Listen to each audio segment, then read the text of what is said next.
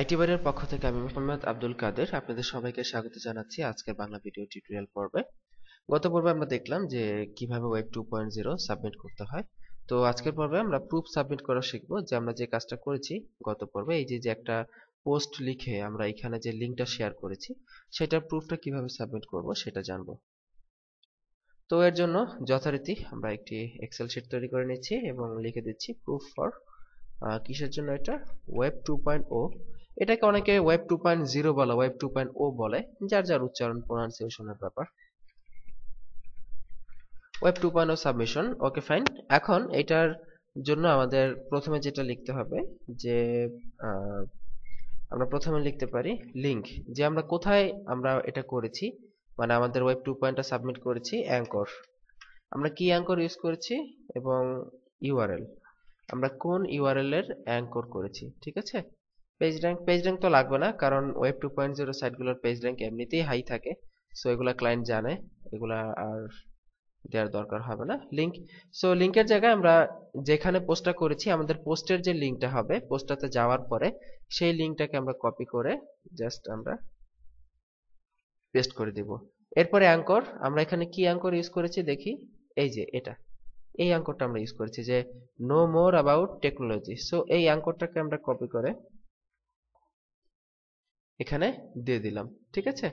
So অ্যাঙ্করটাকে copy করে আমরা এখানে দিয়ে দিচ্ছি এবং এরপরে ইউআরএল, আমরা এই যে অ্যাঙ্করটা ইউজ করলাম আমাদের মানে কোন সাইটে আমরা করলাম, আমরা একটা কাজ করি, এই লিংকটা সবার শেষে দেই, মানে এই লিংকটা, এটা হচ্ছে ওয়েব 2.0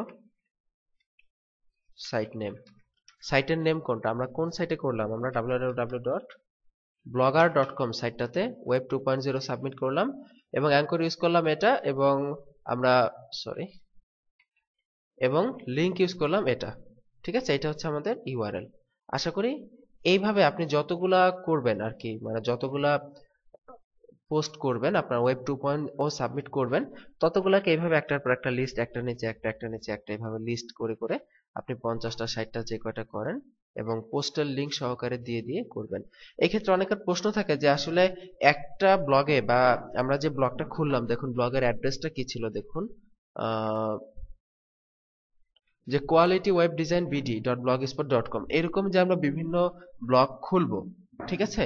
এই বিভিন্ন ব্লগ খোলার জন্য কি আমাদের একটা পোস্টে কি, মানে আমাদের একটা ব্লগে কি একটা ক্লায়েন্টেরই পোস্ট করব, এটা আপনি করতে পারেন। এটা আপনি ক্লায়েন্টকে জিজ্ঞেস করে নেবেন যে একটা ব্লগে কি একটাই পোস্ট করব নাকি একটা ব্লগে আমি বেশি পোস্ট করব, ক্লায়েন্টকে জিজ্ঞেস করে নেবেন, তখন ক্লায়েন্টে আপনাকে বলে দেবে। তবে জেনারেলি সাধারণত একটা ব্লগে একটা পোস্টই করতে বলে।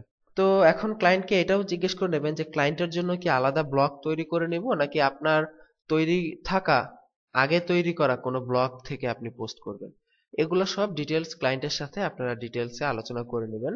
অবশ্যই ক্লায়েন্টকে প্রশ্ন করবেন এবং ক্লায়েন্টের কাছ থেকে যাবতীয় তথ্য জানার পরেই কাজটা শুরু করবেন, ঠিক আছে। তো এই হচ্ছে আর কি প্রুফ সাবমিশনের ব্যাপার। তো আশা করি বুঝতে পারলেন যে কিভাবে আমরা প্রুফটা সাবমিট করব। তো আজকের পর্ব এখানেই শেষ করছি। জটিল কোনো কিছু না, টোটাল ইজি, শুধু ক্লায়েন্টকে ফরম্যাটেড আকারে দেখাতে হবে। তো আগামী পর্বের আমন্ত্রণ রইল। আজকের পর্ব এখানে শেষ করে বিদায় নিলাম। ভালো থাকবেন সবাই, সুস্থ থাকবেন। আল্লাহ হাফেজ।